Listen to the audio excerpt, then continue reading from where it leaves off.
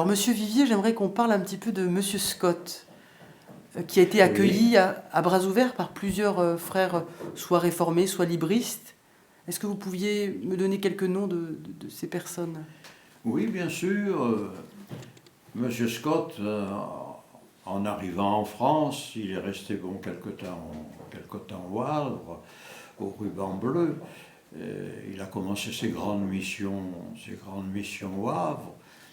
Et puis, en Suisse, il a rencontré des hommes de grande qualité, des pasteurs protestants, des hommes qui étaient considérés dans le milieu réformé, comme Bernard de Perrault, Louis Audier, j'en oublie, Fritz de Rougemont, de Rougemont, bien sûr, Monsieur Delattre, Dallière, Samuel Delattre. Oui, tous ces hommes-là l'ont beaucoup aidé. Alors, au sujet de Monsieur Scott, est-ce que vous pourriez me décrire un peu sa personnalité? C'était un homme atypique. Oui. Plein d'humour. Oh, il ne plaisantait pas toujours. Hein. Non. Non, pas toujours. Est-ce qu'il vous a aidé par des conseils, par des... Mais il était peureux. Ah bon? Ah oui, il était peureux. Alors je l'ai reçu à Avignon et nous devions aller faire une petite mission à Cavaillon.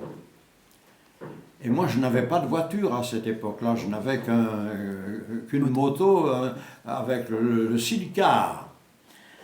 Alors, il croyait que j'avais une voiture, donc pour aller à Cavaillon, il était tout à fait d'accord. Mais quand il a vu le silicar, il m'a dit « Je ne monte pas là-dedans, n'est-ce pas? Je ne monte pas là-dedans !» Et je dis « Mais monsieur Scott, moi je n'ai pas autre chose. » Et il m'a dit « Ben tant pis, je ne monte pas là-dedans. » Et bien je dis « Alors, on va supprimer la mission. » Ah mais non, on ne peut pas supprimer la mission. Alors il s'est mis dans le silicar, et alors tout le long, il se tenait loin de la roue arrière de la moto, il avait peur.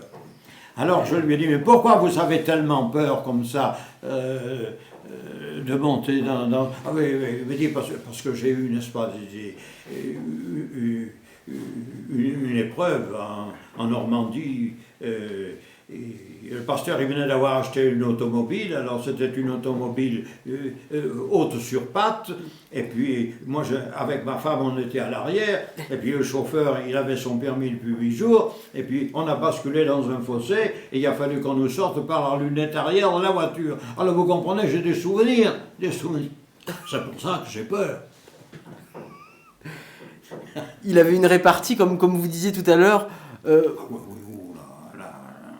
très juste, hein, très juste. Je ne sais pas où il prêchait. Et il y avait un prêtre qui était là, et le prêtre voulait lui donner la réplique le dimanche d'après. Alors Scott lui a dit, oui, d'accord. Il lui dit, mais dans votre église, j'irai donner la réplique, je l'accepte, mais dans votre église. Alors le curé, il n'a pas voulu. Oui, il était malin. Hein, il était malin, oui. Alors, Monsieur Vivier, l'église s'est trouvée dans différents locaux, mais au début, je crois que Monsieur Scott se réunissait dans des salles de café, c'est bien cela? Tout à fait. Il louait des salles de café, les arrière-salles, et il faisait ces réunions-là. Il n'avait pas grand monde, il avait 15-20 personnes, mais ces gens finissaient par être intéressés. Et c'est là qu'une dame protestante lui a dit, mais qu'est-ce que vous allez faire avec ces 30 personnes? C'est ça. La première réunion, il avait 25 personnes. Mais comme il faisait des réunions un peu partout, ça finissait par faire du monde. Ils étaient 6 à travailler. D'accord. 5 avec M. Scott, des jeunes qu'il avait avec lui, qui distribuaient des prospectus, qui rendaient témoignages, qui allaient chercher les gens, qui travaillaient. D'accord. Oui.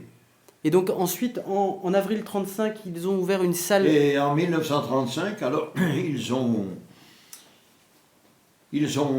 ouvert la salle de Louis Armstrong, et ils ont déclaré l'association cultuelle En préfecture. En préfecture, oui. Très bien. Et ensuite, ce n'est qu'en 1938, semble-t-il, que l'église s'est installée 4 place Sébastopol. En 38. En hein. 38. Oui. D'accord. Donc c'était quoi cette salle? Est-ce que vous l'avez connue, cette salle? Oui, bien sûr, j'y ai prêché. D'accord. Elle servait à quoi auparavant? C'était la poste du quartier de D'accord. Sébastopol. C'était la poste, oui. D'accord. Et comme ils ont changé de place, ils sont allés au 5 avenue, donc ce local était disponible. D'accord. Et c'est de là qu'on a pu s'en rendre acquéreur. Est-ce que vous pourriez me la décrire un petit peu, cette salle? Il y avait combien de places dans ce lieu de culte? Oh, c'était une salle qui pouvait contenir à l'époque de 200, 200 personnes. 220 personnes, oui. D'accord. Mais elle était en mauvais état. Le plancher s'effondrait, les souris dansaient pendant qu'on chantait. Que faisiez-vous pour chasser les souris? Je- J'avais toujours sur mes genoux, quand le prédicateur prêchait, que j'étais au premier rang en train de l'écouter, j'avais sur mes genoux ma serviette, mon cartable. Alors quand une souris passait près de moi, je lui jetais le cartable dessus pour essayer de la neutraliser. Ah oui. Alors bonjour Jacques Pisan. Bonjour. Vous êtes le fils du pasteur Pisan, Oui, Hein ex-pasteur, oui, c'est ça. André Pisan. Ouais. André Pisan, qui est parmi les premiers pasteurs de France, finalement, dans les assemblées de Dieu. Oui, dans les assemblées de Dieu, oui, puisqu'il était à Marseille en 1932-33, je ne sais pas exactement. D'accord. Avec M. Scott. Monsieur Scott est arrivé en 34, donc ça doit Oui, être vers alors, 34-35. Il s'est converti en 32-33, il est venu à Marseille en D'accord. 34-35 avec M. Scott et d'autres pasteurs aussi, en formation à Marseille. Monsieur Tobler, etc. Voilà, Parly, Issartel. Voilà, Issartel aussi. Voilà, ouais. Et Aubert. Et Aubert, oui, il y en avait d'autres. Donc, Voilà, je sais pas les tout à noms. fait. Ouais. Et donc en fait, il est parmi aussi les premiers chrétiens du Havre. Alors, donc, donnez-moi un peu son contexte. Il était d'origine catholique? Oui, sa famille était catholique, mais pas pratiquant. Enfin, mon Pas très père était pas pratiquante. pratiquant, mon grand-père non plus, certainement ma grand-mère, oui. Et voilà, donc suite à une grave maladie de mon grand-père, donc de son père, qui l'avait obligé à arrêter son travail. Qui était malade de quoi alors? Je ne sais pas, Vous mais savez c'était très grave, D'accord. puisqu'il avait été radié des chemins de fer. Il D'accord. travaillait sur les locomotives entre Paris et Le Havre. Donc, il D'accord. avait été radié, il ne pouvait plus travailler, donc c'était dramatique. À cette époque-là, il n'y avait pas le RSA Ouais. ni le chômage. Et il y a eu des réunions chez Madame Biolay, dans un bar, et c'était dans une arrière-salle, donc mon grand-père a été. Et il n'a pas été guéri de suite, alors Au qu'il y avait ruban énormément bleu. de malades guéris à ce moment-là. Au ruban bleu. Voilà, au ruban bleu. Lui n'a pas été guéri, mais quand il est rentré chez lui, mon père il a dit ça c'est la vérité. Et qui prêchait ce jour-là? Et je sais pas. Vous savez pas? Je sais pas qui D'accord. prêchait. Alors, il y Ok. avait, je sais pas. Oui, Scott était là, etc. Je n'en sais rien en non plus. 32. Je ne sais pas. Je ne sais D'accord. pas non plus. En tout cas, il a été touché par le message de l'Évangile. D'accord. Et c'est quelques semaines plus tard, quelques mois après, qu'il a été guéri. D'accord. Et par miracle, donc il est retourné à l'entreprise, un chemin d'affaires, pour dire voilà, je suis guéri. Bon, je ne croyais pas, etc. Enfin, toujours est-il qu'ils ont perdu le dossier. Donc ça, c'est quand même. Donc ça veut dire qu'il n'était pas, il Le était dossier plus, ils n'ont plus retrouvé son dossier. de il n'était maladie. plus radié. Il n'était plus radié, donc il a repris son travail. Voilà, et là-dessus, ma grand-mère s'est convertie, mon père aussi. D'accord. Et votre Et, père est rentré c'est- assez vite dans le ministère. Voilà, il est rentré assez vite dans le ministère, il a quitté son travail, et il est venu sur Marseille pour suivre M. Scott, qui était au Havre à cette époque-là. Il vous a parlé de son appel parfois? Non, Non. enfin, non comme ça, oui, rapidement, mais voilà. Il a Donc, commencé reçu un l'appel. peu avec Monsieur Galis à Au Havre ou... Il a parlé, il a travaillé avec M. Galis, peut-être quelques temps aussi. Quelques mois, peut-être. Quelques mois, je ne sais pas, c'est vraiment très, très vague, hein, le D'accord. début, je ne peux pas... Et qu'après je sais pas Marseille, plus. il a été aussi à... Donc après Marseille, il a continué, je pense, 2 ou 3 ans, et puis il a été à Avignon en tant que pasteur. D'accord. Hein, alors c'est sous la responsabilité, je pense, de M. Scott, Voilà. qui avait ouvert quelques églises. Donc lui, il était à Avignon. Et puis, à Alès, Monsieur Vivier m'a dit que c'était la première prédication qui a touché son cœur par Monsieur Voilà. Pisan. Voilà, mais vous voyez, donc c'est merveilleux. Ouais, c'est une grâce. Voilà, donc oui, il prêchait dans la région. Hein. Mm. Et puis à Avignon, il y avait quelques annexes aussi. D'accord. Saint-Saturnin, il y avait quelques annexes. Ils y allaient en vélo. Donc moi j'ai des photos où il y a M. Vivier, mon père, et puis il y a un D'accord. groupe de jeunes qui allaient en vélo faire l'évangélisation dans des petits villages qui se trouvaient à une 15aine de kilomètres d'Avignon. D'accord. Et puis il y avait M. Issartel également aussi. Et puis la guerre est arrivée, donc mon père il est parti à la guerre en 1939, il a été fait prisonnier, il est resté 5 ans en Allemagne, et donc il est revenu en 1945. Ses parents avaient déménagé du Havre pour fuir les Allemands. Donc il est revenu, il a retrouvé ses parents, il est revenu à Avignon. Non, excusez-moi, il est revenu à Aix-en-Provence en tant que pasteur, où là, il avait une santé très fragile, très fragile suite à sa captivité. Il était très malade, des phlegmons dans la gorge, enfin ça n'allait pas du tout, il vivait dans des conditions assez insalubres. Mais ça s'est très mal passé, quoi. Il n'a pas pu tenir, donc voilà, et il a été obligé d'arrêter le ministère parce qu'il ne pouvait plus parler. Donc il a repris un travail. C'était au niveau de la parole qu'il a été touché. Voilà, au niveau de la parole, il était gravement. Bon, jusqu'au bout, il est resté attaché au Seigneur, oui, non, servant le Seigneur. Après, il a aidé à Avignon, parce qu'il a continué à travailler à Avignon. Donc il a toujours aidé l'église, etc. Oui, il a toujours aidé le pasteur, il prêchait de temps à autre, même à Marseille. D'accord. Il a prêché aussi, parce qu'après, à la retraite, il est venu habiter Marseille, comme moi j'habitais Marseille, donc il a déménagé. Et il aidait un peu dans les annexes. D'accord. Il était à la Ciotat, le dimanche, il allait dans la Ciotat, il prêchait aussi dans la semaine à Marseille. D'accord. Voilà, donc il est né en quelle année? En 1913, le 30 septembre 1913. Et décédé en 2003. D'accord. Donc 90 ans. 90 ans. Attaché au Seigneur jusqu'au bout. Ah oui, sans aucun problème. Alors quand vous êtes venu, c'était donc pendant la guerre, hein? Pendant la guerre. Vous êtes fait baptiser en 41 et vous m'aviez expliqué que Monsieur le maire s'était occupé beaucoup des Juifs. Il s'est occupé des Juifs, c'était exact. Donc il a été reconnu juste parmi les nations même après la guerre. Voilà, oui. Et certains lui conseillaient de ne pas accepter les Juifs dans ses réunions. Parce qu'il savait très bien, il avait été dénoncé, par qui, ça on ne sait pas par qui, bien sûr, il a été dénoncé. Et c'est pour ça que les autres Juifs, il a fallu qu'on leur dise, ne venez pas, ne rentrez pas dans l'église, dans ces réunions. Voilà, il ne faut pas rentrer, il y a la Gestapo, malheureusement. Les autres qui étaient déjà dedans, alors enfants, père, mère, grand-mère, tout ça. Donc là, il y avait une famille juive. Une famille juive, la première fois qu'ils venaient. C'était la première fois. Donc cette famille juive est venue, et donc la Gestapo est arrivée en pleine réunion, vous étiez là? Voilà, on écoutait la prédication, et puis quand, vous savez, ça a été duré, quand il est rentré, qu'ils sont rentrés, parce qu'ils étaient 2 ou 3. Et donc ils se sont précipités sur l'estrade, c'est ça? Oui, un s'est précipité sur l'estrade, il a de suite arrêté comme... J'ai laissé faire, il a rien dit, monsieur le maire. Hein, d'accord, voilà. donc il a arrêté le pasteur, monsieur le maire. Voilà. Il a été arrêté, déporté. Mais enfin, il paraît qu'il est revenu. Moi, ça, je ne l'ai pas vu, mais on m'a dit, oui, il y a des personnes... Il est revenu vivant, et c'est là qu'il a été reconnu juste parmi les nations, probablement. Voilà, certainement. Ça, certainement. Alors, Madame Guillot, en quelle année êtes-vous venue écouter l'Évangile pour la première fois? Je ne me souviens pas du mois, mais c'était l'année en 42. En 42, oui. D'accord. Et donc sur le coup, vous n'avez pas forcément été touché? Non, c'est après, alors, au bout de au bout de quelques réunions. Vous avez continué à fréquenter les réunions? Ah oui. Et puis j'allais à la réunion de jeunesse aussi. D'accord. Et voilà, et bon là, j'avais été touchée là, vraiment. Oui. Je commençais là. Je ne me rappelle plus la... Vous aviez 17-18 ans là, dans cette période-là? 17 ans toujours là. D'accord. En 42. En 42, oui, puisque j'ai pris mon baptême le 19 janvier 43. D'accord. J'avais 17 ans là, puisque il fallait aller en juillet pour avoir les 18 ans. Bon, enfin. Et là, j'ai reçu le baptême du Saint-Esprit à une réunion de jeunesse. D'accord. Mais ça s'est fait en douceur et quand même, parce que je me dis, qu'est-ce qui m'arrive? Voilà. Et ça s'est passé comme ça. Alors, j'en ai parlé à ma cousine. Elle recherchait le baptême du Saint-Esprit. On n'était pas encore baptisés d'eau et ma tante non plus. Hein. Alors, elle me dit, c'est pas possible. Tu viens à peine d'arriver, toi tu le reçois. Moi, j'ai déjà combien de temps? Je ne l'ai pas reçu, mais c'est pas possible. Finalement, elle l'a reçu le lendemain matin, au culte, elle l'a reçu. Voilà.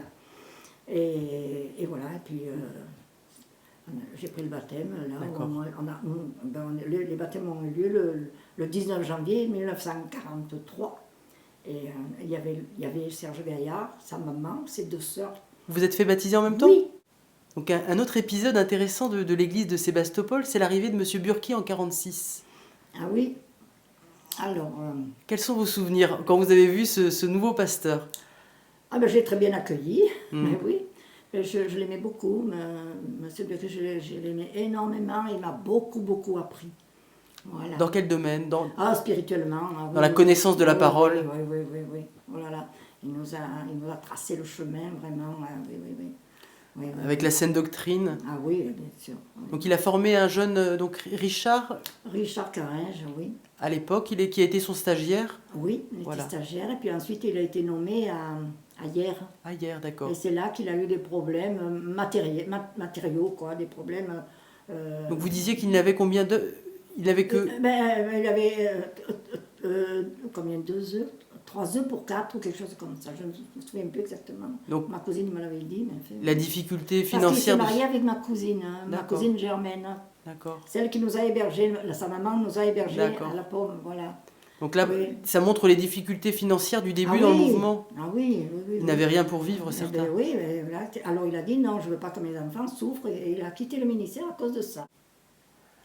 Donc voilà, donc Monsieur Burki vous a beaucoup appris. Hein. Oui. Il a tracé le chemin. Sa femme, ouais. comment était-elle?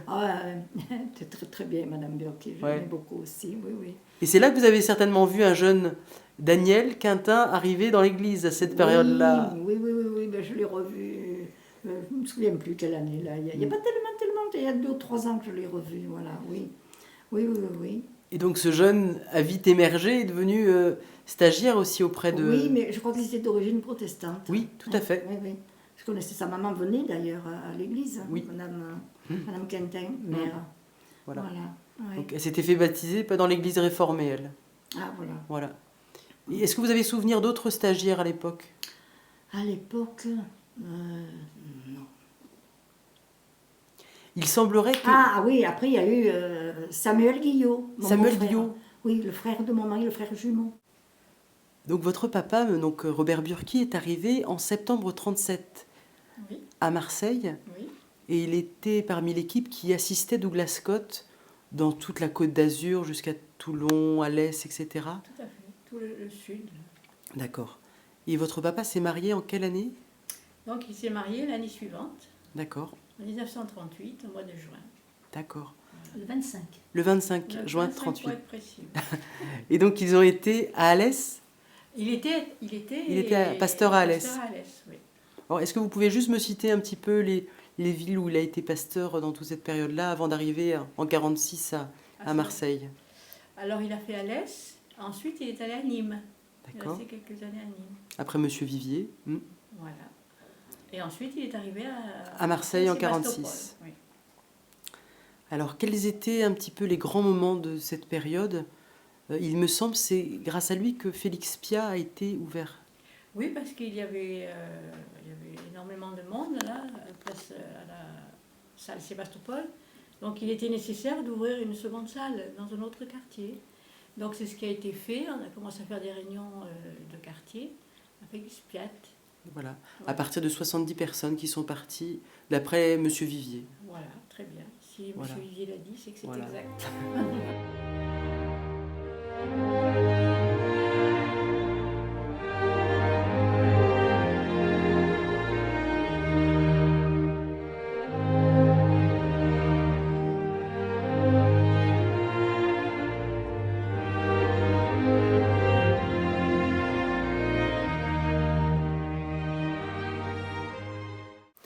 Et vous me disiez aussi que c'est suite à une discussion avec Monsieur Burki que la porte s'est ouverte. Racontez-moi un petit peu.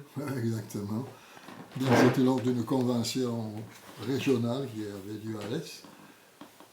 J'assistais donc à une réunion publique le soir et j'ai trouvé qu'à un certain moment, à la fin de la réunion, je me suis trouvé à côté de M. Burki. Et il m'a dit, comme ceux qui le connaissent le langage de M. Burki, il m'a dit quand est-ce que tu plaques ton père pour entrer dans le ministère? Et je lui ai dit, mais quand vous voulez, moi je suis prêt. Et c'était au mois de mars et début avril, je rentrais dans le ministère à Marseille. À Marseille. D'accord, donc là, vous arrivez à Marseille en 48, en avril 48. Oui. Et vous y restez jusqu'en juin, c'est cela? Jusqu'à fin juin, oui. Voilà, avec un petit intermède de 15 jours à Saint-Jean-du-Gard. Mais vous avez découvert donc l'église de Sébastopol. Quelle impression est-ce que vous avez eue quand vous êtes arrivé dans cette grande église qui changeait un peu de celle de Saint-Jean-du-Gard? Absolument. Ben, évidemment, c'était la méga église De l'époque. church, quoi, de l'époque. Mais je connaissais bien M. Burki, la famille Burki. Il était déjà passé ici auparavant? Oui, oui, oui. Il avait même fait une mission une fois ici pendant la guerre. D'accord. Parce qu'il a été passeur à l'Est, donc c'est à côté de Saint-Jean. D'accord, donc il y avait des liens aussi avec ce petit groupe et M. Burki. Voilà. D'accord. Et donc, comment était-il comme formateur? Monsieur Burki, ah ben, il nous laissait assez libres. Nous avions chaque matin un moment de prière, on lisait la Bible. Mhm. Et puis il m'a donné des visites à faire. J'ai très peu prêché À Marseille? à Marseille. D'accord. Et par contre, j'ai fait le service militaire à Marseille. Je suis resté presque 18 mois là, à Marseille. Jusqu'en quelle année? Alors ça, c'était d'avril 50 à octobre 51. Et donc pendant cette période-là, à Marseille, vous avez continué à servir le... Alors là, de temps en temps, je prêchais à Marseille. D'accord. Et donc il y avait des réunions dans les annexes aussi? À Marseille, non, à cette époque-là, il n'y a pas encore... Sébastopol existait depuis pas tellement longtemps, quoi. Enfin, Ouais. longtemps, ça fait une dizaine d'années peut-être Voilà, quand même. voilà. Mais il y a eu la guerre, donc la guerre avait quand même freiné Le développement de le l'église. développement, ouais. Alors bonjour, donc, vous appelez Olga Demetriou, et donc vous avez été baptisée, hein, la carte de membre l'atteste, en 1948. Ça, c'est écrit. C'est écrit. Alors racontez-moi un peu comment vous êtes venu au Seigneur. Eh bien, je viens de vous dire que j'étais ce qu'on appelle à Marseille une bigote. Ceux qui vont m'entendre vont être contents. Donc vous étiez catholique d'origine, L'origine lointaine est grecque. grecque, donc orthodoxe. Non, non, non. Catholique. J'ai toujours été catholique. Et donc comment êtes-vous venu pour la première fois à l'évangile? Eh bien, parce que, oui, j'ai compris. Parce que, je ne sais pas, c'est certainement le Seigneur qui a parlé à mon cœur, et au cœur de mon frère également. Je dois vous dire que nous avions que 11 mois de différence. D'accord. Et j'ai suivi le groupe Donc vous étiez sur la digue, c'est ça? sur le vieux port. Je me promenais et nous avons écouté la parole de Dieu. Et comme j'étais très croyante, enlevons le mot bigot, comme j'étais très croyante, j'ai suivi le groupe, ça m'a plu, et certainement que le Seigneur, il a dû toucher mon cœur. Du jour au lendemain, j'ai lâché, du jour au lendemain, hein, j'ai lâché complètement l'église, Catholique? oui, oui, oui, et je suis restée dans cette nouvelle assemblée chez M. Samin à la rue Forcia. D'accord. Alors bonjour Martha Ivanov, Bonjour, enchantée de faire votre connaissance. merci. Alors vous êtes chrétienne à l'Assemblée de Sébastopol, Oui, donc vous étiez d'origine protestante, oui. hein? J'ai fait ma communion protestante D'accord. au temple protestant de la rue Provence. Et dans quelles circonstances êtes-vous arrivé à l'Assemblée de Dieu de Sébastopol? Maman, en passant sur la place Sébastopol, on lui a donné un prospectus dont elle était souffrante. Elle marchait avec 2 cannes. Donc, elle a été à vouloir venir avec la pensée de guérir, parce que nous étions toujours avec la confiance en notre Dieu. Et donc, elle est venue, et le pasteur, M. Quintal, lui a posé les mains, et elle a pu lâcher ses 2 cannes et repartir victorieuse dans le nom de Jésus, Donc elle a été complètement guérie. complètement, entièrement. Et D'accord. par la suite, nous avons décidé de prendre le baptême et de suivre, comme il est écrit, Jésus, et de mettre en pratique sa parole. D'accord. C'est ainsi que nous avons été heureux, joyeux, Nous l'avons communiqué à mon oncle, qui était aussi protestant. Il s'appelait Pierre Alvarea. D'accord. Et donc, finalement, par rapport à ce que vous aviez connu, vous avez découvert une vie encore plus profonde en Christ, c'est ça, hein? C'est ça. D'accord. C'est ça. Donc, nous avons été heureux, joyeux de vivre pour Jésus. Et par la suite, moi-même, j'ai eu plusieurs guérisons par la grâce de Dieu. Alors, revenons sur votre époux, Daniel Quintin, à Marseille. Donc, il faisait à chaque vacances des camps à Sumène, à Veynes, Oui. ou des camps GBU.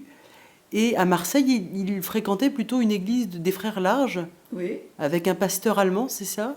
oui, je me souviens plus de son nom. Mais qui faisait de l'évangélisation en plein air, Sur la Canebière. sur la Canebière. Et c'est là peut-être qu'il a appris à parler à des incroyants D'accord. et à évangéliser une foule souvent hostile.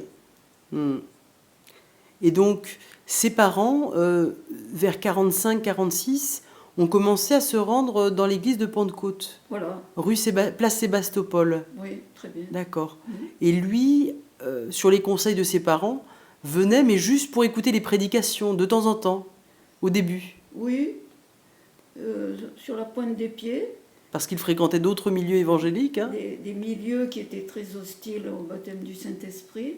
Alors, il se méfiait de tout ce qui était un peu extraordinaire. D'accord. Enfin, Dieu a eu raison de ses raisonnements. Mhm. Et Il s'est fait baptiser le 7 juillet 47 voilà, avec le pasteur Robert Burki, Voilà. dont il appréciait énormément la prédication. Hein. oui, oui, oui. Et c'est là qu'il m'a sorti aussi de mon milieu. Il m'a dit, tu verras, c'est intéressant.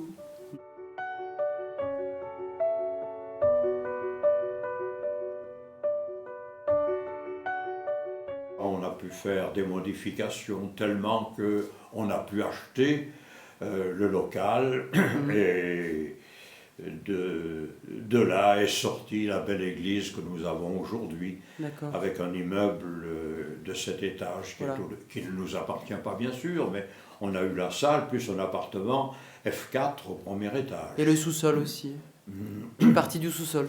Oui, partie du sous-sol, qui D'accord. n'était pas très grand à l'époque. D'accord. Depuis, ça s'est agrandi. Et donc, lors de l'inauguration du nouveau lieu de culte, donc il y avait même un balcon que vous avez agrandi. Donc, Oui, il y avait un balcon, en effet, il y avait un balcon.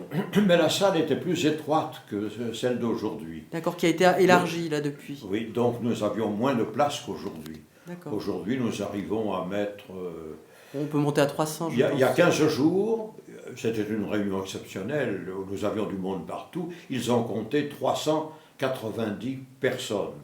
Mais c'était exceptionnel, il y D'accord. avait un service de baptême, D'accord. donc il y avait beaucoup de gens étrangers à l'église, des inconvertis. Et ce qui montre la capacité d'accueil à peu près. Quoi. qui sont... Mais autrement, on doit tourner entre 250 et 300. Oui, D'accord. oui, oui.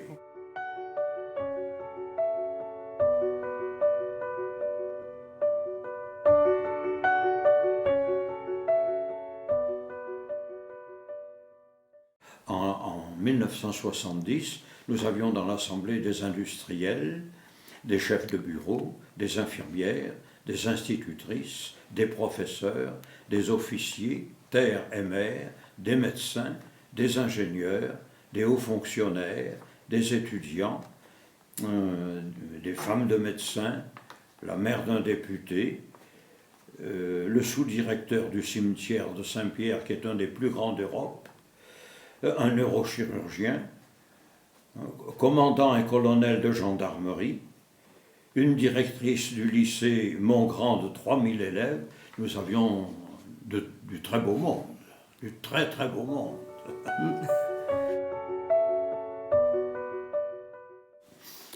Alors, dans l'église de Sébastopol, il y avait toutes sortes de personnes, dont une dame, mademoiselle Hartmann, qui était diaconesse et qui a eu aussi qui a été chevalier de la Légion d'honneur, directrice de lycée. Oui, directrice du lycée Montgrand de 3000 élèves. Donc c'était une personnalité. Oh là là, oh là là là là là. Ouais.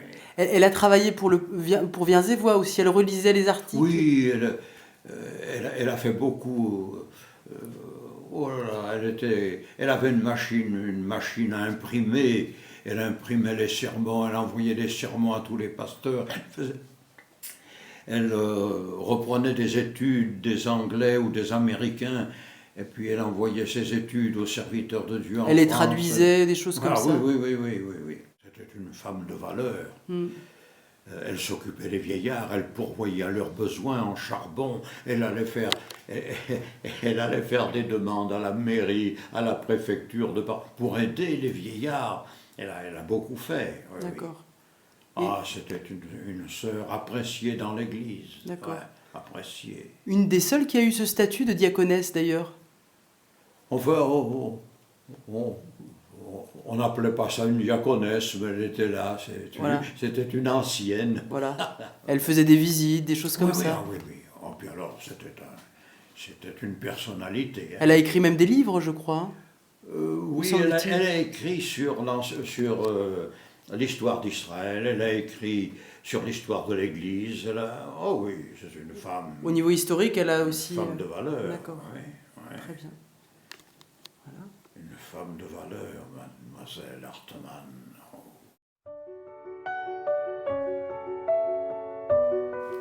Alors, Madame Guillot, est-ce que vous auriez un petit souvenir de Monsieur Scott? Ah ben oui, c'était à l'époque où il est venu à Marseille. C'était pour ouvrir Une annexe? au bagne. Ah, au bagne. Au bagne, c'est lui qui est venu. Alors bon, les jeunes distribuaient des prospectus, voilà, on rendait Donc, témoignages. Vous avez vécu l'ouverture de l'église d'Aubagne? Ben, on faisait ça dans des bars à l'époque. D'accord. Hein. Et donc, qu'est-ce qui s'est passé à Aubagne alors avec lui? Ah ben alors il prêchait très simplement, vraiment très simplement, mais il touchait les cœurs. Vraiment, les gens étaient Bouleversé. bouleversés. Mm. Oui. C'était marquant. Ah oui. Avec un peu d'humour au passage. Oui. Un jour, il dit à une personne qui était dans la salle, vous savez, avec son accent anglais, il ne parlait pas très, très bien. Et alors là, il dit, oui, je voudrais demander à cette personne andouille qui a la crêpe sur la tête. Vous connaissez ça? On est allé à Sébastopol, on a vu M. Burki, à qui mon mari a parlé, on a expliqué les choses, et il nous a accueillis bien sûr à bras ouverts, enfin voilà. Et mon mari, qui était dans le service, il a voulu tester un peu, voir comment il prêchait, comment il se etc. comportait. Et il a envoyé à la colonie d'Embrun, la colonie de vacances, qui était dirigée par le pasteur Le Filâtre. Et là, il avait toutes les tâches subalternes de ménage, etc. Et il était bien acquitté de la chose. Et après, quand il est revenu, après ces mois de colonie à Embrun, revenu à Sébastopol, là, alors, M. Burki confiait l'église d'Aubagne qui commençait avec quelques membres et ensuite... En 52 à peu près. Hein. En 52, vous êtes rendu à Aubagne à peu près, c'est ça? Oui, en 52, à Aubagne. Alors, les réunions se passaient dans quel type de... Oh, ça se passait dans un appartement désaffecté qu'on louait et qui servait à faire la réunion. C'était une cuisine. D'accord. Il y avait peut-être, je ne sais pas, une dizaine de personnes. Il n'y avait pas encore de culte, si? Non. C'était des réunions oui, de... Après, on a fait, oui, quelque temps après, on a fait un culte. Donc votre mari est dimanche matin. Après le dimanche matin, tous les dimanches, nous partions à Aubagne parce qu'on habitait Marseille. D'accord. Et on passait la journée là-bas, culte le matin, évangélisation l'après-midi. Donc on peut considérer que c'est votre mari qui a été le premier pasteur qui a institué des cultes. Avant mon mari, il y avait eu le pasteur Alexander. D'accord, mais il n'avait pas encore institué de culte à Aubagne. Il y avait des réunions quand même, mais enfin c'était vraiment l'église d'Aubagne tout à fait au début. D'accord. Avec le pasteur Alexander, il y avait certainement un culte aussi, mais bon, là, après, c'est mon mari qui a pris la suite. D'accord. Puis après, et puis en même temps avec Marignane. D'accord. Et Et là, après, on l'a quitté carrément au bagne.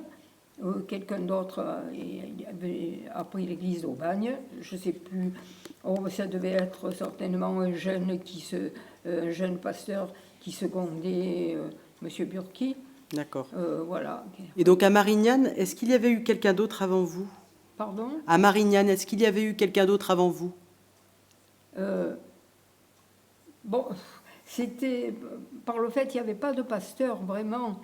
Affecté. C'était, je veux dire, quelqu'un qui allait faire les réunions. De temps en temps, après, comme ça. Il n'y avait pas vraiment un pasteur qui avait en charge, parce que il y avait combien? 7-8 personnes. C'était D'accord. pas vraiment. Et là, vous avez été Voilà. envoyé pour vous installer. Alors c'était quelqu'un de Marseille qui partait faire les réunions, voilà.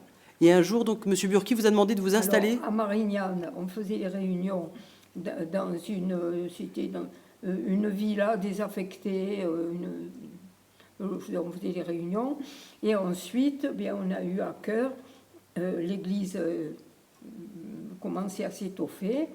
Plutôt, je crois que c'est le propriétaire de la villa qui a dû donner ou céder pour pas grand-chose un morceau de terrain qui était à côté pour qu'on puisse y construire une salle. Et il y a eu une salle qui a été construite rue Lamartine à ce moment-là. Et puis l'église de Marignane a commencé à s'étoffer. Cette église rue Lamartine avait un baptistère. Elle était vraiment conçue bien conçue pour les réunions. D'accord. Voilà. Et vous avez vécu des expériences particulières. Vous êtes resté 10 ans, je crois, à peu près. Pardon ? Vous êtes resté à peu près 10 ans sur Marignane. Alors, après, au bagne, avait pas été confié à quelqu'un d'autre. Sur Marignane jusqu'en 1963. Et il y a eu combien de personnes à peu près qui se sont fait baptiser? Ça s'était étoffé. Il y avait peut-être, je ne sais pas, 45 personnes. 45 personnes, d'accord. 40 peut-être, voilà.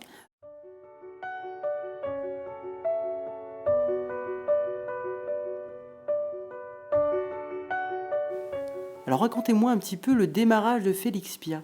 Alors, à Félix Piat, la salle, il y avait un côté qui était la salle, un autre côté c'était l'appartement des pasterons divisé par des rideaux. D'accord. C'était Et donc ils avaient ouvert Félix Piat parce que Sébastopol était trop rempli finalement. Il y avait trop plein. trop plein. Hein. C'était trop plein et puis c'était la vision de l'évangélisation de toute la ville. De M. Burki. Hein. De M. Burki et de tous les pasteurs de l'époque. Hein. D'accord. Il fallait s'aimer. Et alors, M. Scott faisait comme ça. Donc vous aidiez beaucoup M. Passeron.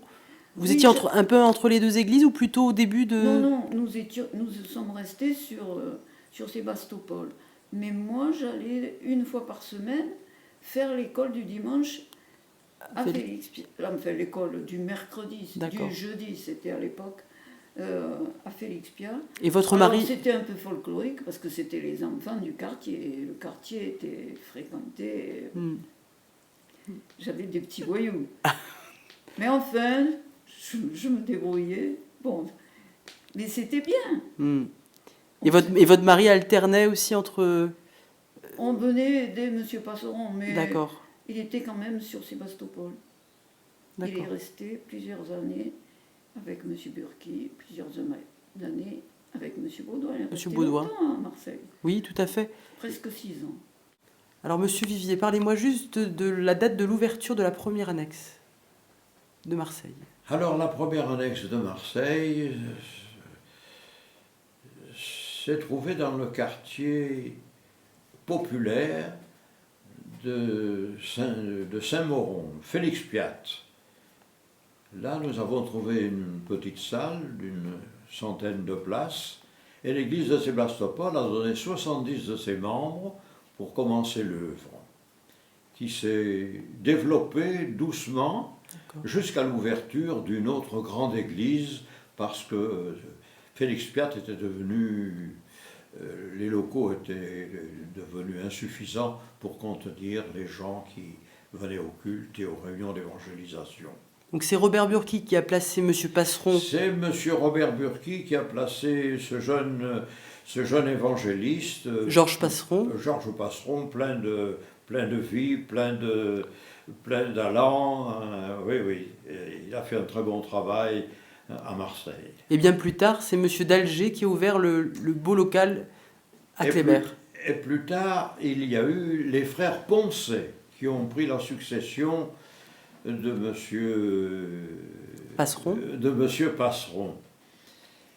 Et ensuite, c'est le frère Lafayette qui a été pasteur aussi de cette église. Et puis M. d'Alger est arrivé, aidé par M. Bazin. Ils ont donc ouvert l'église de Kléber, qui est devenue une grande assemblée en peu de temps. Et monsieur Bazin, qui était architecte, oui, a pu concevoir les plans aussi. Tout à fait, oui. Et depuis, c'est une église importante à Marseille. Qui a ouvert aussi, à partir de laquelle a été ouvert Saint-Antoine. C'est exact. Ainsi que Mazargues. Ainsi que Mazargues, oui. D'accord. C'est l'église de Kléber qui a fait ces deux ouvertures. D'accord. Oui. Toujours supervisée, en tout cas la première par M. d'Alger et ensuite par d'autres frères. Donc vous êtes arrivé en 74. Oui, 1er septembre 74. Hein, ça faisait quelques mois que M. d'Alger était arrivé. En principe, oui, quelques mois ou un an maximum. Hein. Donc il y avait combien de personnes à peu près quand vous êtes arrivé dans gros, l'église? 150. Déjà 150 dans l'église? Oui, il y en avait à Félix Piat à peu près 150. D'accord. Ah, oui. Et donc c'est là, à ce moment-là, que M. d'Alger a eu cette idée d'ouvrir un nouveau local? Alors, c'est-à-dire, après, ça a commencé à progresser. On a été 180, 200, donc on a cherché des locaux et on a trouvé une ancienne biscuiterie rue Kléber. D'accord. C'est pour ça que ça s'appelle Kléber, c'est rue Kléber. D'accord. Donc là, on a déménagé en 1977. En 77. Et très vite, ça a été plein. On m'a dit qu'il y avait beaucoup de personnes délivrées, même parfois à certaines réunions. Moi, j'ai vu un miracle instantané à la prière, une femme qui était rentrée avec deux béquilles, 2 cannes anglaises qui avançaient un pied devant l'autre tout doucement. Et quand elle est venue à l'imposition des mains, je lui ai dit, Madame, est-ce que vous croyez que Jésus peut vous guérir? Elle m'a dit oui. Et ben, je lui ai dit, donnez-moi vos béquilles et faites le tour de la salle. La femme, elle n'a pas hésité, elle m'a donné les béquilles et elle est partie. Tous les gens se sont levés, ils se sont mis à crier et à hurler, ouais, parce que même moi, je n'avais jamais vu ça. Même moi. Vous voyez? Voilà. Et alors, bon, puis il y a eu d'autres témoignages de guérison, des miracles, il y en a eu, quoi. Bon, comme dans toutes les églises, quand même. Mais là, ça a été quand même particulier à cette période-là. Ah, celle-là, oui. Puis il y avait quand même un souffle, quoi. Les gens venaient facilement aux réunions, puis on faisait beaucoup de visites, alors on contactait des gens, les chrétiens rendaient beaucoup de témoignages. Au point même où vous avez été obligé de faire 2 cultes à un moment donné? À un moment donné, on a fait 2 cultes. D'accord. Mais moi, au bout de quelques temps, ça me plaisait plus trop, vous voyez, parce que j'ai vu que quand même les chrétiens sont comme ça, hein. Il y avait ceux qui allaient toujours au culte de M. d'Alger, puis ceux qui allaient toujours au culte de M. Bazin. D'accord. Alors un jour, je lui ai dit, vous savez, moi, à mon avis, on ne devrait pas continuer comme ça, il faut encore chercher autre chose. Et c'est pour ça qu'après, ils ont ouvert Saint-Antoine? Saint-Antoine. D'accord. Mais moi, j'y étais plus, là. D'accord. Quand ils ont ouvert Saint-Antoine, j'y étais plus. D'accord. J'étais à Chalon-sur-Saône. Et pour l'achat du local de Kléber, il y a eu c'était des dons, il y a eu une grâce de Dieu particulière pour l'achat de la biscuiterie? Oui, parce que voilà, cette biscuiterie, moi j'étais en contact avec un agent immobilier d'une grosse société immobilière et qui me l'avait fait visiter 1 an avant qu'on l'achète. Et ils en voulaient, à l'époque, hein, c'était 25 millions de francs. 25 millions de francs. Et on lui avait dit, non, c'est trop cher, on ne peut pas. Et 1 an après, il m'a téléphoné en me disant, écoutez, je peux, si vous voulez, on propose 20 millions et peut-être ça sera pour vous, parce qu'il y avait un liquidateur judiciaire. D'accord. Et alors, quand... donc, on a dit, on est d'accord, après consultation du conseil d'administration, de l'église, tout ça, on a dit, bon, on est d'accord. Et peut-être 15 jours après, l'agent immobilier il me retéléphone, et il me dit, Monsieur Bazin, le local, vous l'avez pour 18 millions. Moi, j'ai fait l'offre à 18 millions, au lieu de 20.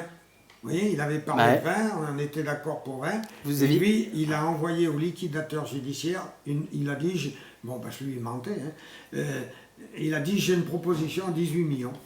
Et on l'a eu comme ça. Et après, alors, pendant au moins 1 an, on a travaillé là-dedans, tous les samedis. Avec les groupes de jeunes, etc. Moi, je travaillais tous les jours. Mais c'était pas tellement les jeunes, mais c'est surtout... Oui, il y avait Janine Delarocca, qui est après devenue épouse d'un pasteur. Après, il y avait Marie-Claude Baroni. Il y avait plusieurs jeunes filles qui travaillaient. Mais il y avait quand même des hommes de 40 ans, 45 ans. Qui aidaient aussi. Hein. Ouais. Ouais. Et donc, je crois que M. d'Alger avait eu une vision. Au moment où l'Église s'est développée, il aurait une vision de la ville et qui l'aurait poussé à ouvrir ses œuvres complémentaires. Il vous en a jamais parlé? Non, d'accord. Ou je ne me rappelle pas. Hein. Voilà, parce que très bien. La mémoire, elle baisse. Hein. Et donc parmi ces conversions, il y avait des gens de tous milieux qui venaient... Oui, tous les milieux. On avait un gars, il sortait de l'ENA. Il sortait de l'ENA, oui. Donc il y avait toutes sortes de gens, des riches, des pas riches, des pauvres, des musulmans, des anciens musulmans. D'accord. Il y en avait pas mal. Hein. Ok. Oui. Mais surtout les jeunes, les musulmans, c'était surtout des jeunes. Qui se sont convertis. Oui, surtout des jeunes. Ah oui, qui se sont convertis. Puis qui ont très bien compris. D'accord. Et dans la prière, il y avait une vie de prière particulière quand même? Les gens étaient investis? C'est-à-dire, là-bas, c'était un peu les réunions classiques. Hein. Je crois que tous les mardis soirs, il y avait réunion de prière. Le samedi, il y avait jeûne et prière de midi à 1h30. Vous voyez, bon. Moi, avec la jeunesse, je faisais quelquefois, au moins une fois par mois, un jeûne d'action de grâce. On ne demande rien, on fait grand merci le Seigneur. D'accord. Jeûne d'action de grâce, quoi. Il y a eu vraiment des visitations de Dieu à ce moment-là. Ça progressait. On avait l'impression que ça avançait tout seul, quoi. D'accord. C'était Dieu qui pilotait le navire. Hein. Et Monsieur d'Alger, comment était-il? Moi, j'ai toujours gardé de lui ce souvenir d'un homme souriant et rayonnant, malgré le gros handicap de son fils, qui est décédé depuis, et que c'était un gros problème. Je ne l'ai jamais vu triste, jamais vu découragé, jamais. C'est un homme remarquable au niveau du caractère, du tonus, etc. Et puis toujours souriant. Constant dans son humeur, quoi. Comment? Avec une humeur constante. Ah oui, c'était pas du tout un gars qui faisait la tête un jour, et puis le lendemain qui vous faisait le sourire. Hein. Non. Moi je trouvais qu'il avait un visage rayonnant, vous voyez, là. Ça brillait. Alors racontez-moi un peu la transition entre Félix Piat et Kléber. Vous avez participé aux travaux, semble-t-il. Voilà, donc à l'époque c'était le groupe de jeunesse et notre seule activité était de construire l'église. Bon, le monument lui-même existait, mais c'était une ancienne biscuiterie. Donc on faisait le plâtre, on faisait les travaux. Et le samedi, donc c'était le samedi, nous venions, toute une équipe. Bon, en semaine aussi, il y avait des travaux par des frères. Mais nous, la jeunesse, on venait à l'époque le samedi. Et on aidait à faire ce qu'on nous demandait. Hein. Bien sûr, sous la houlette de M. Bazin. Sachant que M. Bazin était à l'époque architecte à l'époque. D'accord, donc c'était lui un peu le fer de lance de la construction. C'était lui un peu le responsable, celui qui a fait les plans, celui qui a fait les plans de l'église. Et c'est comme ça que l'église a été construite et qu'en octobre 1977, nous sommes venus. En mi-octobre 1977, il y a eu l'inauguration avec le pasteur, son nom m'échappe, comment il s'appelle là, Ephraim Ferris. D'accord. Monsieur Ephraim Ferris qui a fait donc pendant une semaine, il a fait l'inauguration de l'évangélisation. Et nous sommes venus, nous étions 90 membres. Alors bien sûr, ça nous semblait grand, très grand, puisque pour Félicité, c'était juste. Mais pour ici, quand nous sommes arrivés, mais en peu de temps, l'église, elle a doublé. Ah bon, d'accord, donc vous pouvez venir à côté, monsieur de Cherchy. Comment était monsieur d'Alger? C'était un gars, un homme de Dieu, vraiment formidable. Donc qui avait le côté évangéliste du coup entre monsieur Bazin, monsieur d'Alger? Monsieur d'Alger était vraiment un évangéliste. Donc il allait chercher les âmes, ou c'est les chrétiens qui par leur témoignage ont amené beaucoup d'âmes? c'était oui, beaucoup de... Moi, les chrétiens, mais c'était vraiment un super... C'était un bon pasteur, c'était un évangéliste. Oui. Vraiment, il avait ce don-là de communiquer l'évangile. Et donc c'est en grande partie grâce à lui aussi que toutes ces âmes se sont attachées à Jésus. Oui. Donc il avait aussi un cœur de berger à la fois. Il avait un cœur de berger. Et je me souviens une fois, un témoignage qu'il a donné. Il a dit qu'il était sur son balcon. Un soir, il était sur son balcon. Il regardait cette ville de Marseille comme ça. Et le Seigneur lui a montré qu'il fallait justement que l'œuvre s'agrandisse et que d'autres œuvres s'ouvrent. En plus de Kléber. En plus de Kléber. Et c'est comme ça qu'il s'est ouvert l'église de Saint-Antoine. D'accord. L'église Saint-Antoine. Et ensuite, suite à cette vision finalement. Et par la suite, l'église de Pont-de-Vivo. D'accord. Oui, alors qui existait déjà à partir de Sébastopol, mais qui a été transférée. Hein. Elle existait sous une autre forme et après, Monsieur Vivier l'a confiée à Monsieur Bazin et d'Alger. Oui, parce que Monsieur Vivier, sachant que c'était le beau-frère de Monsieur d'Alger, il lui a confié l'église. C'est lui qui en a pris la présidence et l'indépendance, on va dire. Voilà. Devenue une église indépendante. Au départ, elle était attachée à Sébastopol, puisqu'elle elle naissait de Sébastopol. Tout à fait. Et ensuite, donc, elle est devenue indépendante. Et en devenant indépendante, M. d'Alger s'en est occupé. S'en est occupé avec soin, les soins des âmes. En peu de temps, l'église s'est agrandie, puisque nous arrivions à un moment donné à faire 2 cultes. À Pont-de-Vivo? Non, je parle de Kléber. À Kléber. On faisait un culte, justement. Comme l'église devenait trop petite, il y avait plus de 100 gamins à l'école du dimanche. Donc ici, vous aviez... Je parle de Kléber. De Kléber. En peu de temps, l'église elle s'est accroissée énorme. Donc jusqu'à 300 personnes à peu près? Oui, facile, puisqu'il y avait même des gens dans le couloir, il y avait des gens dans les montées d'escalier, les gens étaient debout au fond, et tous les gamins étaient assis par terre devant. Et vous avez commencé à faire 2 cultes? Et après, on a commencé à faire 2 cultes, et c'est là que M. d'Alger a reçu donc cette vision d'ouvrir d'autres œuvres. Et c'est par là qu'il était ouvert dans l'église de Saint-Antoine. Donc une partie est partie à Saint-Antoine. Une centaine. Une bonne centaine de personnes sont parties sur Saint-Antoine, après maintenant, sur Saint-Antoine. Et ensuite, de nouveau, l'assemblée était pleine. Et de nouveau, il a ouvert dans le quartier sud-est, on va dire, Pont-de-Vivo. Pont-de-Vivo. L'église de Pont-de-Vivo, qui aujourd'hui fonctionne très bien. Je crois qu'ils sont plus de 200, 250 au moins. Et ensuite, Mazargues. Et ensuite, M. d'Alger avait la vision pour Mazargues. Mais comme l'âge de la retraite arrivait, il a passé le flambeau à M. Verdier, qui, M. Verdier, a ouvert donc Mazargues. Mais M. d'Alger, sachant qu'il avait quand même à cœur aussi ce quartier, puisqu'il nous en parlait, mais bon, avec la retraite arrivant, tout cela, il a laissé à M. Verdier, qui M. Verdier a eu cette joie de continuer l'évangélisation dans ce quartier, auquel aujourd'hui une belle église sur Mazargues. Combien de personnes à peu près? 150 Je ne sais pas, à peu près. Un beau local aussi. Hein. Un très beau local, une belle église, très bien, qui marche très bien et qui est super, voilà, avec monsieur pasteur de Mazargues. Smagliant. Monsieur Smagliant, qui était d'ailleurs pasteur chez nous. Et après, en ouvrant Mazargues, il est parti à Mazargues. Vous vous souvenez de guérisons particulières? Est-ce qu'il y a eu des guérisons au moment de l'extension ou c'était plutôt des conversions? Il y a eu des conversions, beaucoup de bonnes conversions, certes. Guérisons particulièrement, il y en a eu une dans ma famille, au niveau de ma sœur aînée qui ne pouvait pas avoir d'enfant. C'était justifié par des actes médicaux. Elle était jeune mariée, elle ne pouvait pas avoir d'enfant.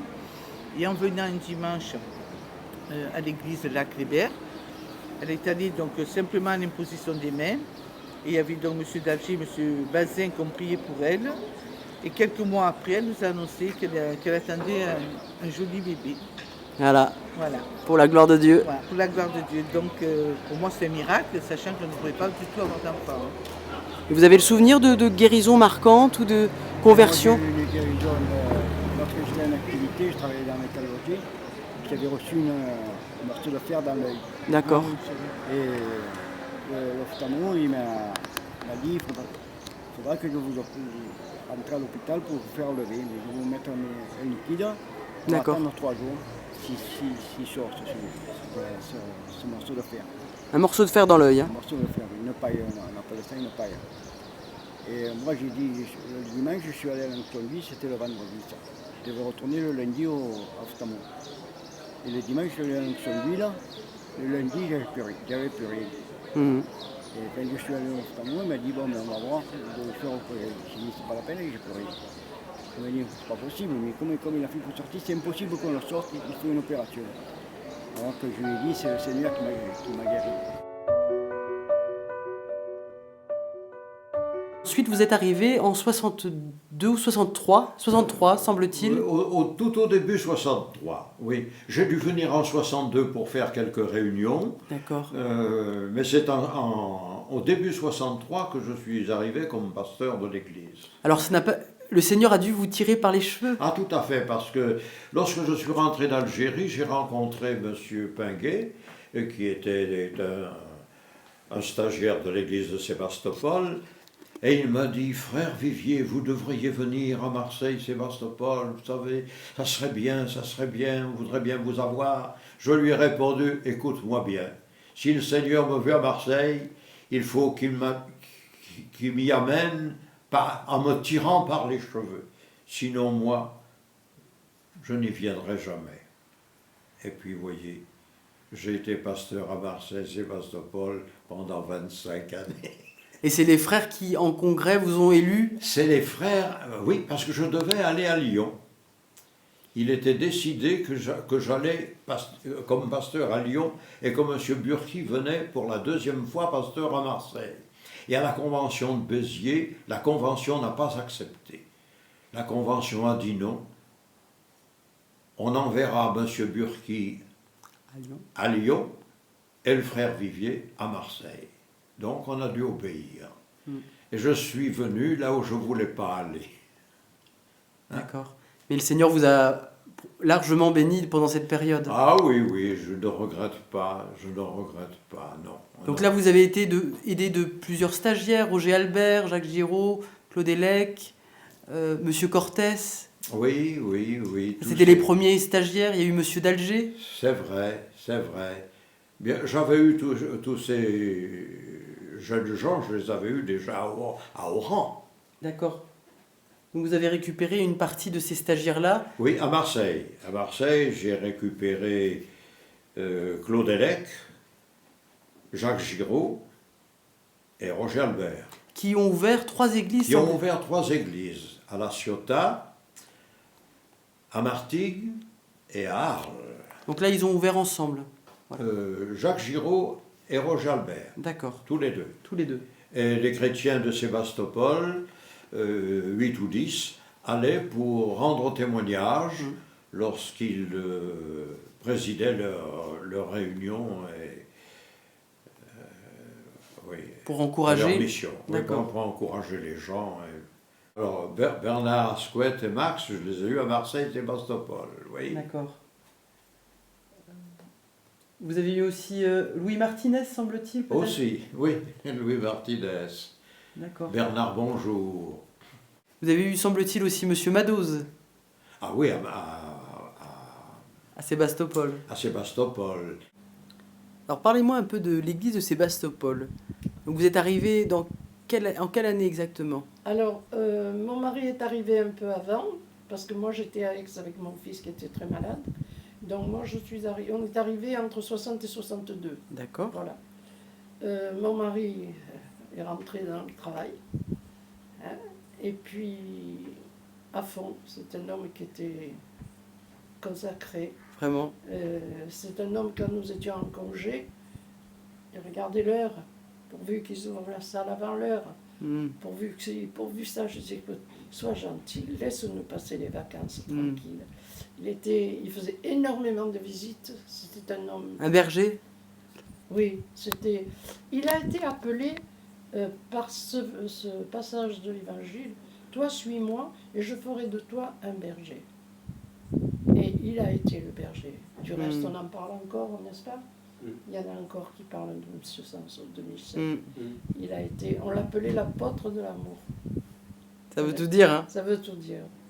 Et souvent, je lui disais, vite que je sois vieille, pour que tu t'occupes un peu de moi, parce que tu préfères les grands-mères. C'était plutôt amusant. D'accord. Mais c'est un homme que, voilà, il arrivait, il se mettait là, sur son fauteuil, avec des livres, beaucoup de livres, il travaillait beaucoup. Il lisait beaucoup aussi. Il lisait beaucoup. Il m'a usé 3 machines à écrire. Dans l'église, vous avez vécu des moments particuliers de bénédiction? Oh ben, on a toujours été en bénédiction à Sébastopol. Ouais. Vous savez, quand M. Vivier montait sur l'estrade, l'église était au garde à vous, plus personne ne bougeait, plus personne ne parlait, les enfants étaient tous en haut. Si un enfant était là et qu'il fasse du bruit, il s'arrêtait et il disait les enfants au premier. Et non, ça a été un homme spirituel, un homme. Ah, écoutez, on ne peut pas dire. Il est profond, cet homme. La preuve encore maintenant. Parce qu'il écrit. Mais il est coquin, parce que tout dernièrement, je suis allée à Manosque avec lui et il n'a pas pu s'appuyer sur le pupitre parce que c'était mal disposé, parce qu'il est assez maniaque. Et tenir le micro, tourner les pages de la Bible, il dit à Jean Bosco, comment tu veux que je fasse pour prêcher? Alors, t'es embêté, Jean, parce qu'il voyait que...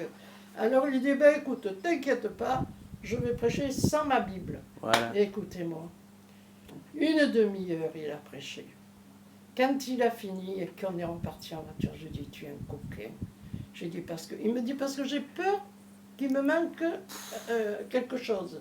Que je reste, que je leur dise, attendez, je reviendrai demain pour la suite. Mais je dis, c'est pas vrai. Il m'a dit, ben, je préfère écrire, au moins comme ça, je suis tranquille. Alors il a une sœur dans l'église, Brigitte, qui est sa secrétaire, qui écrit tout ce qu'il a écrit lui-même. Mais encore, il n'y a pas si longtemps, il a prêché, c'était pas mal du tout. Ah, écoutez, il y a 15 jours qu'on était à Manosque. Oui, eh ben... Donc il va pouvoir refaire une petite prédication à Sébastopol. Si. Vous avez la preuve. Je vais le pousser.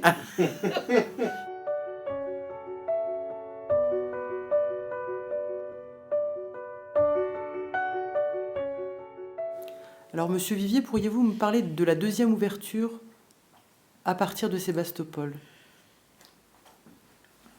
Oui, alors comme à Sébastopol, nous étions à l'étroit, parce que nous avions près de 400 membres dans l'Assemblée, et nous avions des problèmes avec la sécurité. Vous aviez une petite annexe rue Saint-Victor aussi? Nous avions une petite annexe à Saint-Victor, c'est vrai. Nous avions des cultes et des réunions d'évangélisation le mardi à Saint-Victor. Mais quand même, à Sébastopol, nous avions trop de monde. Donc nous avons pensé que dans le quartier de la Rose, où nous avions beaucoup de chrétiens, on pouvait ouvrir une nouvelle église. Et c'est ainsi que nous avons trouvé le local actuel et nous avons donné une centaine de chrétiens de Sébastopol pour commencer l'œuvre à la Rose. Oui, cette église peut loger aussi plus de 300 personnes. Aujourd'hui, oui, cette église est importante. une église importante, c'est vrai. Kléber, la Rose et Sébastopol, ce sont des églises qui touchent près de 300 personnes chacune. D'accord. Oui. Voilà, donc c'est Claude Hellec, le premier pasteur de cette assemblée. C'est Claude Hellec qui a été le premier pasteur de cette église. Voilà. Oui. Ensuite, il y a eu Marseille-Saint-Loup, qui a été ouverte dans un garage, je crois. Tout à fait. Nous avions, dans le quartier de Saint-Loup, nous avions de grandes familles pentecôtistes. Et toujours il disait, oh, il faudrait bien que dans notre quartier nous ayons... Alors la famille Verselonne avait un garage et ils ont demandé à ce qu'on fasse des petites réunions dans leur garage. Et c'est ainsi que l'œuvre a commencé avec le pasteur Michel Sanso. Dans ce garage, les réunions se tenaient, l'évangile était prêché. Et puis ces Verselonne avaient un magasin. Et ils ont fermé le magasin, le commerce a cessé, et on a transformé le local en salle d'évangélisation.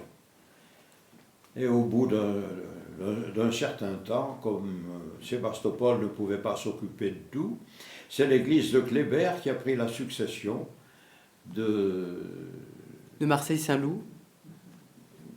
Oui, de Marseille-Saint-Loup, c'est cela. Et en 89, ils ont ouvert l'actuel lieu de culte, rue de Pont-de-Vivo. Voilà, c'est cela. Ouais, d'accord. ouais. Très bien. Et donc, qui peut aussi accueillir près de 200 personnes aussi. Hein. C'est une belle salle. C'est une belle salle. Voilà. C'est une belle salle. Et depuis 2 ou 3 ans, l'auditoire a doublé. Oui, l'auditoire a doublé. Avec le pasteur Madoz, qui est un bon évangéliste. Est-ce que vous avez des expériences marquantes pendant tout votre ministère, pendant cette période Oui, bien sûr.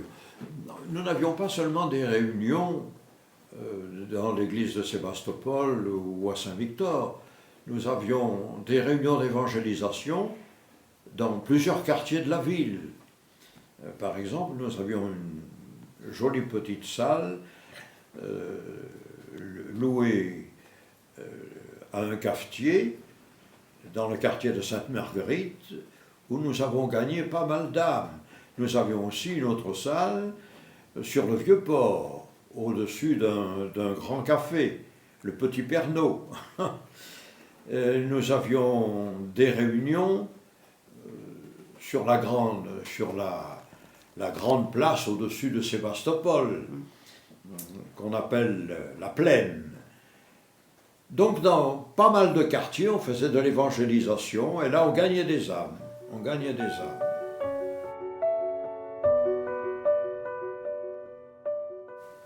Alors, bonjour Monsieur Vivier, j'aimerais vous poser quelques questions au sujet de votre témoignage. Vous êtes né en quelle année? En 1920, à Lyon. Alors, votre date de naissance précise, c'est... Votre date de naissance précise? C'est le 8 mars 1920. D'accord. Dans quel contexte familial êtes-vous né? Mes parents étaient commerçants à Lyon. Mon père avait un important commerce.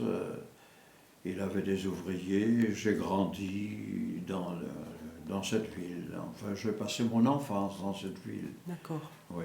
Et donc la première rencontre avec Monsieur Scott et Monsieur Parly a eu lieu en 1936 à Alès, me semble-t-il. Oui, c'est à Alès où ma mère était gravement malade. Elle se mourait d'une péritonite. Les médecins l'avaient pratiquement abandonnée. Ils ont même présenté un soir leurs condoléances à mon père, croyant qu'elle ne passerait pas la nuit.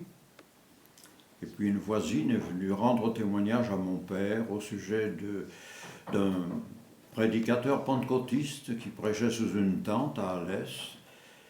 Et cet homme est venu, son nom était Monsieur Scott, accompagné d'un jeune prédicateur, Monsieur Herman Parly.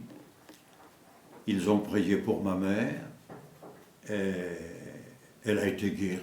Le lendemain, les médecins sont revenus et mon père a dit « mais elle n'est pas morte ». Ils n'en croyaient pas leurs yeux, ils ont voulu la voir. Je les ai accompagnés dans la chambre de ma mère. Et l'un d'eux a dit, mais c'est pas croyable, c'est pas croyable. Enfin, elle avait le masque de la mort sur la figure hier soir, et maintenant cette femme est complètement libre. Ils n'en revenaient pas, ils n'en croyaient pas leurs yeux. Bon, ça a commencé à m'intéresser sérieusement, et j'ai voulu à partir de là lire la Bible. Alors on avait un voisin qui, quelquefois, parlait de la Bible. Je lui ai dit, est-ce que vous pourriez m'en prêter une de Bible pour que je la lise? J'avais à l'époque 16 ans. Et le soir, dans mon lit, j'ai commencé à lire dans le livre de la Genèse, et ça m'a intéressé, la Genèse, ça m'a intéressé. Mais un peu plus loin, alors, quand je suis arrivé au Lévitique, j'ai tout laissé tomber. Je lui ai rendu la Bible parce que je n'y comprenais plus rien. Mais je ne me suis pas converti là. Non. Mon père s'est converti, ma mère s'est convertie, mes 2 sœurs se sont converties, mais moi non. Je ne sais pas pour quelle raison, mais je résistais. Je n'étais pas plus catholique que bouddhiste, mais je n'accrochais pas dans la Pentecôte, non. Je n'accrochais pas dans la Pentecôte. J'ai même persécuté mes sœurs à cause de leur foi. J'ai fait couler beaucoup de larmes de leurs yeux. Oui, je n'ai pas été correct avec elles, non. Et qu'est-ce qui a fait qu'un jour, vous avez été convaincu de la puissance de Dieu? Alors ma mère est retombée gravement malade et on ne savait pas de quoi elle souffrait. En réalité, cette femme était victime d'un esprit de maladie qui était sur elle depuis des années. Un spirit qui avait... Oui, un spirit qui avait eu une conversation avec elle et qui il n'était pas d'accord. Et ce spirit lui a dit « Madame, vous vous souviendrez de moi ». Et en effet, on s'est souvenu de lui. À partir de là, ma mère, pendant des années, lâchait une maladie pour en prendre une autre. Oui. Et alors, un dimanche matin, mes 2 sœurs étaient au culte, moi non, puisque je n'étais pas converti, et ma mère malade à la maison. Et ma mère était en train d'agoniser. Oui, je dis, mais elle va mourir. Alors, je suis allé à l'église, qui n'était pas très loin de notre domicile, pour rechercher mes 2 sœurs qui étaient au culte. Mais c'est le pasteur qui est venu. Cet homme est entré dans la chambre de ma mère, il a pris une chaise, il s'est mis à genoux, et moi je suis parti dans le jardin. Et au bout d'un quart d'heure, ma mère a poussé un cri. Je me suis demandé ce qui arrivait, j'ai dit, mais c'est pas possible, il a dû étrangler ma mère. Et alors, en arrivant dans la chambre, j'ai vu ma mère assise dans le lit, heureuse, souriante. Elle était délivrée de cette possession qui la tenait depuis... Des années. Oh oui, depuis des années. Oui. Et donc là, à partir de ce jour, vous avez vu... Ça a commencé de me poser des questions. Parce que là, vous avez vu la puissance de Dieu. Là, j'ai assisté presque en direct à la délivrance d'une possession. Oui. Alors là, j'ai commencé d'aller aux réunions. Alors, pouvez-vous me dire quelle prédication a touché particulièrement votre cœur? Eh bien, j'allais aux réunions depuis quelque temps, mais je ne comprenais rien. C'était de l'hébreu pour moi. Toutes les belles prédications que ces pasteurs pouvaient apporter ne m'apportaient rien. Et un jour, un prédicateur de passage, M. André Pisan, a prêché, oui, sur la lumière du monde, Jésus. Et il a donné un exemple des chrétiens qui avaient reçu la lumière et des chrétiens qui refusaient la lumière. Alors il disait, vous voyez, c'est comme un lustre à 5 branches. Vous avez 4 lampes qui donnent de la lumière et une qui n'en donne plus. Alors, les 4 qui donnent de la lumière, elles ont reçu Jésus comme leur sauveur personnel, et l'autre, eh bien, elle est sans Christ dans le monde, elle est toujours dans ses ténèbres, elle est toujours dans la nuit. Alors, moi je dis, mais à la maison, il y a mon père, ma mère, mes 2 sœurs qui sont converties, ça fait les 4. Et le 5e, c'est moi, alors moi je suis dans la nuit. Et cette nuit-là, j'ai compris que Jésus-Christ était la lumière du monde et qu'il pouvait devenir aussi la lumière de ma vie. Et c'est à partir de là que j'ai accepté Jésus-Christ comme mon sauveur personnel, comme celui qui a éclairé toute mon existence. Oui. D'accord. Ouais. Et donc ensuite, vous avez demandé le baptême quelque temps après? Oh oui, très peu de temps après, je suis allé voir mon pasteur, M. Burki. Je lui ai dit, je vais être baptisé. Mais comme il me connaissait comme un drôle de client, il me dit, mais baptisé, mais baptisé, quand? Ben, je lui dis, au prochain baptême, dans 15 jours. Et il m'a dit, ben, c'est d'accord. Il a fait un acte de foi. C'était son premier baptême en plus. Et alors, je suis son premier baptême. Oui, son premier. Il avait 23 ans. Je suis son premier baptême. Alors, plus tard, en plaisantant, il disait, ah ben, pour un premier coup, hein, ça a été un coup de maître. Un coup d'essai. Un coup d'essai, ça a été un coup de maître. Ah ouais. Eh oui. Et puis, quelques mois après, je suis parti dans le ministère. Tout de suite, j'ai eu l'appel de Dieu, ça a été foudroyant. Alors, comment ça s'est passé, votre appel? Ben, j'en sais rien. Conviction profonde. Après, il n'y avait plus que le Seigneur qui comptait pour moi. Il fallait que j'aille raconter cette histoire à tout le monde. Et voilà. Et M. Burki, tout de suite, m'a demandé de faire prêcher, de faire avec lui quelques visites, d'aller par-ci, d'aller par-là. Donc non seulement vous avez été son premier baptême, mais quelque part son premier stagiaire. Oui, oh, certainement, certainement, oui. De manière informelle, c'était pas officiel, mais en tout cas dans les faits. Oui, parce qu'il était tout jeune pasteur lui aussi. Ça. Comment était-il, Monsieur Burki? C'était un Suisse allemand. Hein. Il était sévère. Il était sévère, mais c'est un homme de Dieu qui connaissait la Bible. Il était attaché aux Saintes Écritures. C'était un homme de valeur. On ne pouvait pas lui raconter des histoires. Non. Ah, il m'a beaucoup appris. C'est mon père spirituel. Oui. Oui. Et donc, alors, vous êtes resté quelque temps avec lui et ensuite vous avez été envoyé? Oh bien, c'est-à-dire, on s'est suivi un peu. Vous avez été sur Marseille par la suite? Oui, mais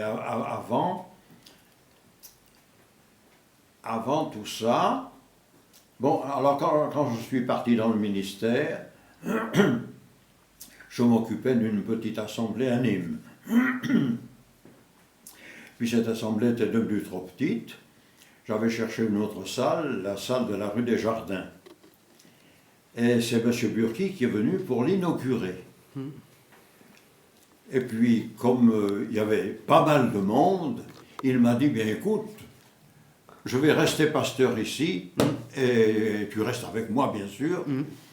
Donc j'étais son stagiaire aussi là à Nîmes. Donc, il a quitté Alès pour venir à Nîmes. Voilà. D'accord. Il a quitté Alès pour venir à Nîmes. Et là, je suis resté 1 an ou 2 avec lui. Donc toujours stagiaire. Je logeais chez eux, on était. D'accord.